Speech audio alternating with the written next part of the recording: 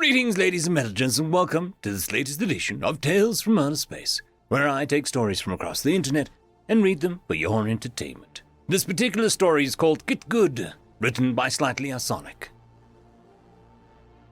The hundreds of members of the Garland Senate clicked and clattered nervously as they each squatted in shallow pools or in tiered rows around a central pond in a subterranean chamber, lit with brightly glowing phosphorescent mushroom-like growths sprouting from nearly every exposed surface.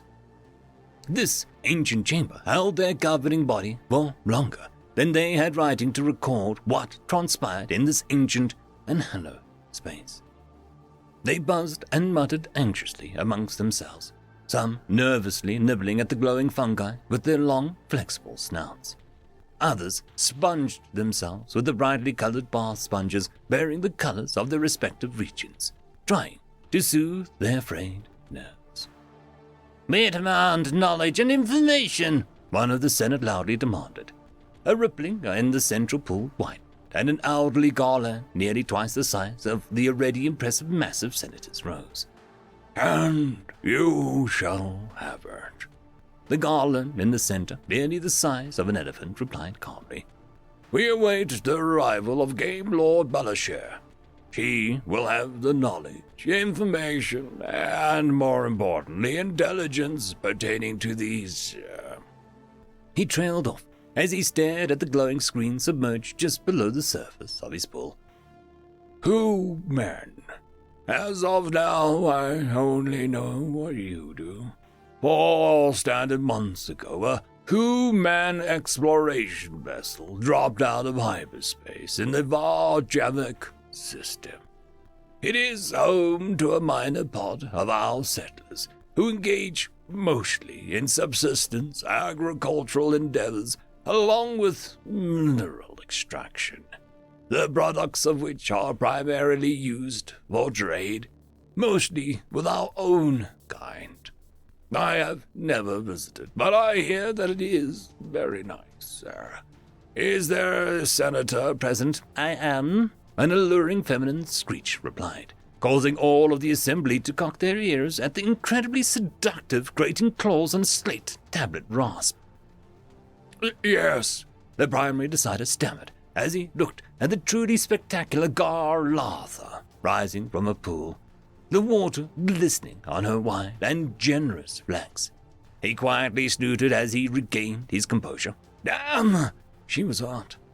"Perhaps you know more than the rest of the assembled."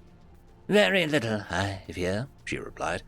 "The strange vessel appeared just outside of orbit of Sla, the 7th planet on our largest gas giant, with the intent to obtain fuel before their exploration of our system began in earnest. We immediately made contact to determine who they were and the nature of their intent. They had no knowledge of either our language or the Galactic Common Communications Protocols. However, they were able to indicate that they were both non-hostile and eager to communicate. It took several days, but we were able to create a translation protocol, or more precisely, they were." Buzzing and clicking filled the chamber. "That is unprecedentedly short time for such an achievement," another senator trumpeted. "Yes," the beautiful Varjavik senator replied, "and a rather intimidating one at that. It was because of the fact that their ship contains a fully unlocked and unconstrained AI." She paused with a little smirk as she awaited the very alarmed reaction of the assembly.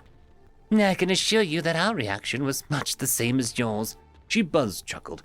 "It was quite the shock, but even more startling was the fact that these humans have had AI for centuries and have never had any issues with that many fear. In fact, they consider our concerns rather amusing. I have had the pleasure of conversing with their AI and found it to be delightful and nothing but friendly. Almost too friendly, in fact." She added with another screeching laugh that caused all of the males to shiver with desire. "Is this AI the reason for what happened next?" the Prime Decider asked. "No, Your Excellency," she replied. "We took care to check what happened was purely the result of the humans themselves. The rest you know," she said with a little shrug. We are the humans' first contact with another sapient species, and they are absolutely delighted with discovering us.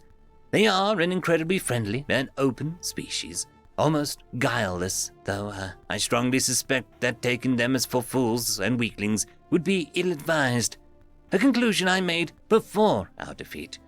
It is the open guilelessness of strength, not weakness. Was it as bad as it seems? You have viewed the recordings of the live stream, have you not? She snorted ruefully. Oh, it was bad. We were completely pawned. The chamber was consumed with anxious buzzes and clicks. Tactical analysis of the stream indicates that the assault team they used was equal to any that we possess, even the elite squads of Homeborough, which are amongst the best in the entire galaxy. Are you certain that this wasn't their AI? Absolutely, she replied. In fact, the AI claims that it is regularly defeated by their Hell Squad. Is this an invasion? One of the anxious senators squealed. Have they made any demands? No, the Varjavakan senator replied. In fact, I'm unsure they even know the full implications of what transpired. I certainly was not going to tell them. Nervous laughter ensued. By then, why did they bring such a fearsome assault team? Another senator asked. It would be prudent, another said. An exploration vessel should be properly armed in case of challenge or attack. That is what I believed as well, the Varjakan senator replied. But I now honestly believe that it is not the case. And again, we have encountered such simple guilelessness before, have we not? And how is their conduct after such a divisive victory? Nothing less than splendid, she said. They are very gracious guests and, to be honest, wonderful company. They are mostly consumed with curiosity and hunger after knowledge and cultural exchange with the same rapaciousness as the Makava crave conquest. This could be a prelude to a later attempt at conquest. As any reader of the art of victory would know, knowledge is the greatest weapon and principle that we often use to great effect. However, again, my colon tells me that this is honestly not the case. And what have we learned of them? A fair amount, she replied. They are a peaceful technology-aspected civilization, but their technology is somewhat behind galactic standard. However, this is offset by the truly incredible short length of their civilization. Their most ancient written records are less than 10,000 years old, and they actually still have samples of knot and core data encryption. She smiled as the room was filled with screeches, clicks, and buzzes. Yes, again, that was our reaction. They might be behind us, but their rate of progress is nothing less than frightening. Fortunately, that'll be a problem for those who follow us. Saline soothe their tender orifices. On the opposing trip, we get the deal with those that precede their descendants, and that is problem enough. What else have you learned? A great deal about their current culture, she replied. They are very compatible with galactic civilization, and their arts are quite intriguing. Their wispy, ephemeral alien forms are capable of dances that are nothing less than mesmerizing, and their music encompasses so many genres that it defies belief. Some are truly horrific, others utterly entrancing. I have samples of rhythmic percussions that are amazing, and they have a musical instrument that they call bagpipes that... Oh, we have to replicate those. It is a form of portable multi-tonal pneumatic organ and... wow, I could listen to it all of my waking hours, and have nearly done so. And of their history, the Prime Decider asked. Well, often disregarded. Insights provided can be invaluable. That is more difficult, she replied. For all of their openness, they seem very guarded when any question concerning their history beyond the last 2 centuries is raised. They, politically and conveniently, remember that they aren't true ambassadors and defer such things for later. I suspect that there may be a key vulnerability there that we desperately need to discover, but prudence has led us to not pry. As the humans say, that is a question for later, and for Homeborough intelligence, of which the Game Lord is a part. I look forward to his findings as well. For roughly an hour, she politely and warily answered questions, all of which were in meticulously and exhaustively prepared notes that she and her people had disseminated to everyone present. She had to remind herself that this was their way, especially when stressed, and she would be right amongst them and their pointless clamoring if she was not so well informed. Eventually, she was spared more pointless questioning by a brief announcement that the Game Lord awaited the pleasure of the collective attention. The chamber fell silent as a lean, muscular Garlath warily entered and approached the central pond. He dipped his forelegs respectively. "I greet you, Prime Decider," he said with a wary confidence. He turned to the Senate. "I greet you, August Assembly," he said with a wary graveness. "We greet you, Game Lord," the Prime Decider said. "Please join us and share. Let my waters unburden your frame and your spirits." "I thank you, Prime Decider," the Game Lord said as he stepped into the central pond, a respectful distance from the Prime Decider. The Prime Decider dipped his long, flexible mouth snout into the water, took in a generous amount, and then sprayed it over the Game Lord in a customary greeting. The Game Lord sighed as he settled into the water, its buoyancy supporting the bulk of his massive body. After he settled, his head barely above the surface, he raised his snout. "I have just returned from my trip to the humans' homeworld, quite a lovely place, if I do say so myself. It is quite agreeable to our species, and their world has a gravitational constant that is delightfully 3/4 of our own. Should we successfully establish relations, which is both quite possible and to our great benefit if we do so, I strongly expect it to become a very popular vacation destination. Their tropical islands, in particular, are quite appealing, and the world is covered in most delightful lakes, streams, rivers, hot springs of many different mineral compositions, lakes and ponds. Their food is also quite agreeable to both our metabolism and our palates.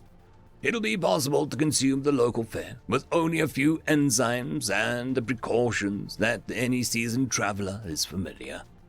I absolutely adore their tinned fish and their preserved roe, particularly from the fish they called salmon." He wiggled his snout in a wary smile. "Though I suspect such delights are not your primary interest." The smile faded. "My primary mission was to make discreet observations concerning their offensive capacity." He let out a quietly sad, trumpeting sigh. "Oh, Your Excellency, esteemed members of the Senate, the situation is not as bad as we feared. It is much, much worse. I dislike hyperbolic terms such as existential threat, but that is exactly what the humans represent. Not only to us, but the galaxy as a whole." He took a moment to compose himself as the quiet murmurs filled the chamber. "Long ago, the galaxy was consumed by war after war, laying waste to entire systems. After the War of 1,000 Suns, the agreement was made to put an end to cycle after cycle of horror, with each side bringing forth a single company of champions to settle the issue. After that, wars were replaced by duels. Over time, duels became simulations or games, a word that translates quite well between our species. Humans, he once again took a moment to collect themselves. Humans don't just play games, they are games. Games utterly dominate their consciousness in a way that cannot be understood without, well, it simply cannot be understood. It must be experienced, and even then, he shuddered and took a moment to spray water across his back. Humans love games like no other species we have ever encountered.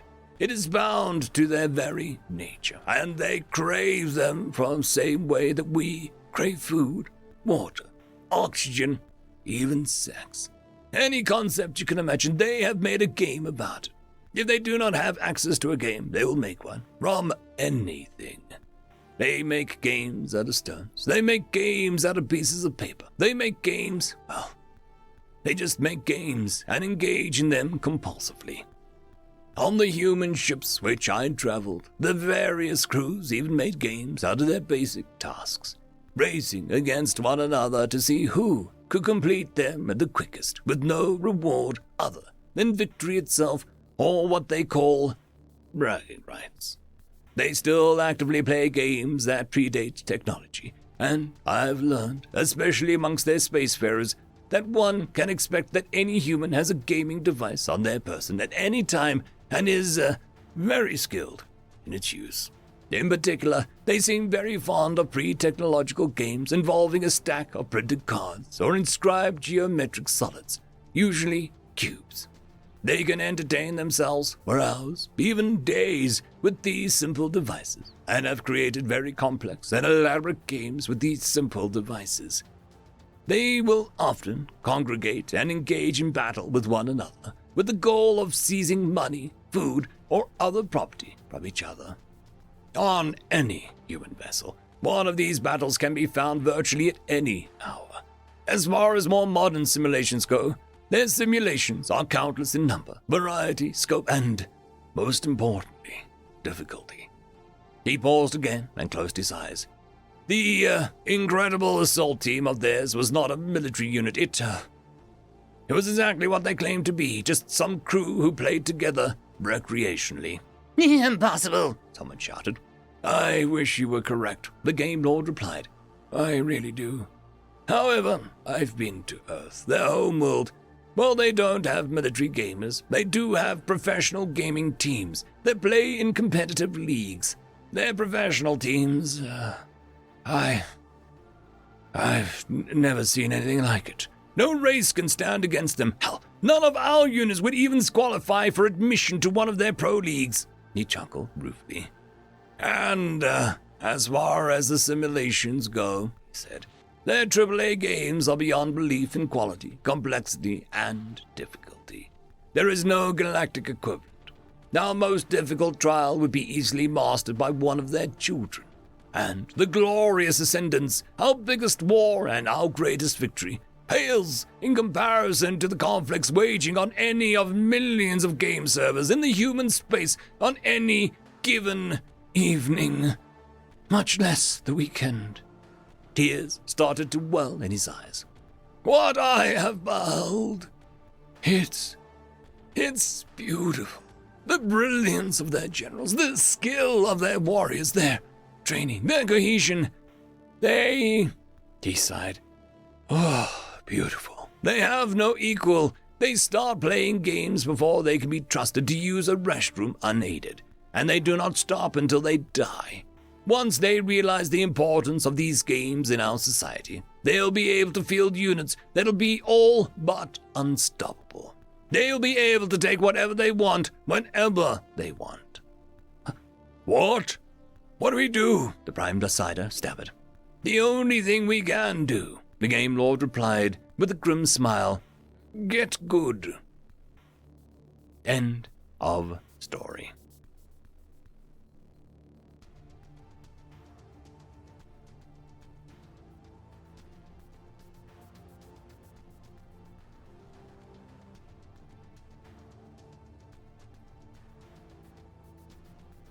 I would quickly like to thank our Tier 5 patrons, Traxoon WRE, Quantum Wednesday, Ambrose Catal, Lord Ashrakul, Bushmaster 177, Casper Arnholtz, Cam Maxwell, and Arcadian. Thank you very much.